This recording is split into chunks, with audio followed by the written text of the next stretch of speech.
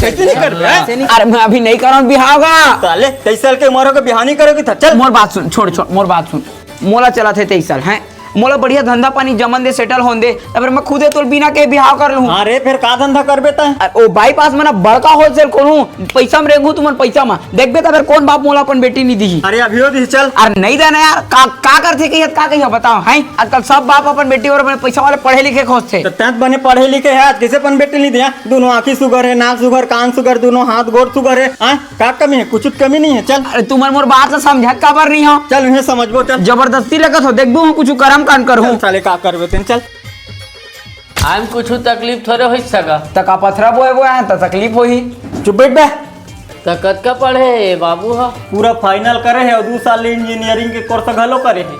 साले जगह खासन दिखे का एकदम। लड़का तो हम लोग बने लगत। ले तो हमारा विदा दे सका और हमरो घर दुआला देखे ला। ले ना आबू हा। ले पापल ले। कैंसिल है, रिश्ता कैंसिल है। कैसे का हो के सका? तो लड़का ढेरवा है, अपन बेटी को कलकत्ता पर थोड़े देबो। कैसे कैसे सका? मोलिका के तो आंखी कान सब सुगर है। कहानी पर सुघर है जी, देखना कैसे आखिल पड़े दे।